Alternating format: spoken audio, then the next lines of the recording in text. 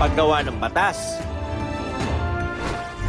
mga investigasyon in aid of legislation, at mampusisi ng taunang budget ng bansa. Ilan lang yan sa mga trabaho ng mga senador ng ating bansa. Kaya ang tanong, kung may listahan ka na ng iyong mga ibobotong senador ngayong 2025 midterm elections, magagampanan ba nila ng tama at patas ang mga trabahong yan? Ayon sa isang political analyst, bago ipinasara ang Senado noong panahon ng martial law, halos puro abogado ang nahalal na senador. Nung nakaraan, no, nung mga unang panahon, ang mga senador na nahalal ay galing sa landed elite or karamihan sa kanila ay abogado. Pero nagbago raw yan matapos ang People Power Revolution.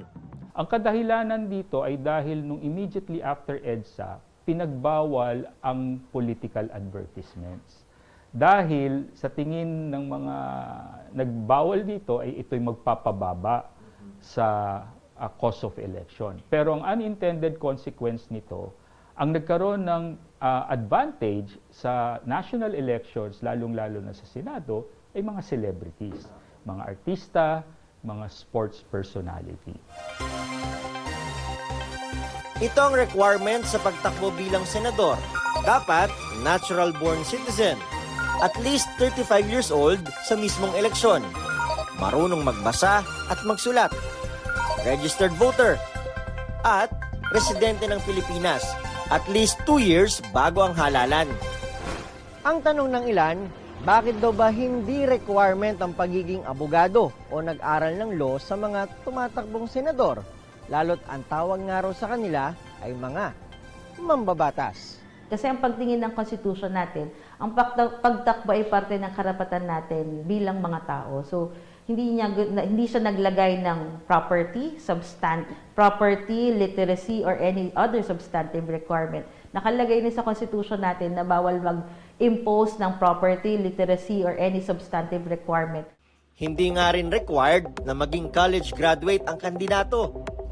Pero bukod sa mga nauna nang nabanggit, kasama rin sa trabaho ng mga senador ang maging judge sakaling may magaganap na impeachment.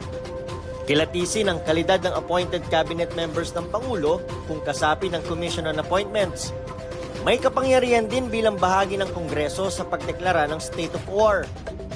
Magbibigay ng special power sa presidente sa gitna ng digmaan at iba pang national emergency. Magre-revoke o mag-extend sakaling may umiiral ng martial law sa bansa. Pagsang-ayon o di kaya pag-reject sa mga amnesty na pinagkaloob ng Pangulo. At kung sakali mang may babaguhin sa saligang batas, sila rin ang magpo-propose niyan sa pamamagitan ng Constituent Assembly o Constitutional Convention. Hindi pwede na papasok ka ng Senado at ikaw'y magdadagdag lamang sa Comité de Silencio, no? Committee of Silence, no?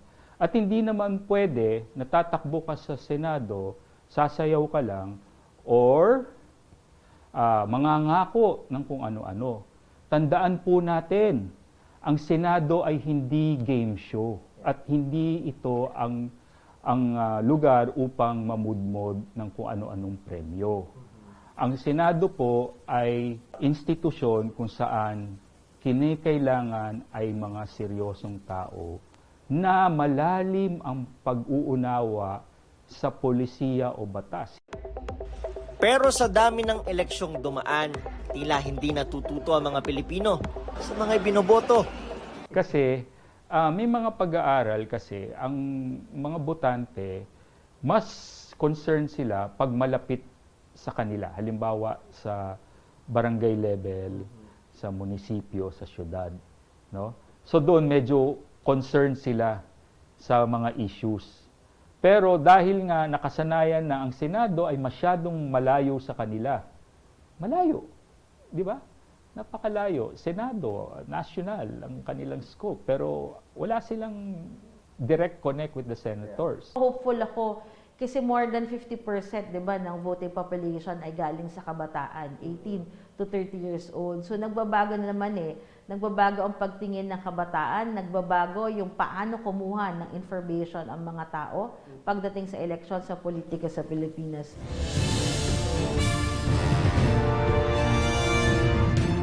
Isa lang naman ang gusto ng lahat. Mabago ang lumang sistema. Mabago ang nakasanayan.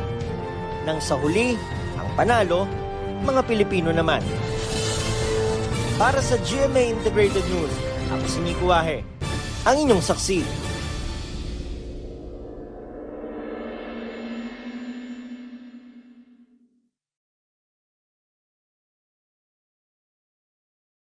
Mga kapuso, maging una sa saksi.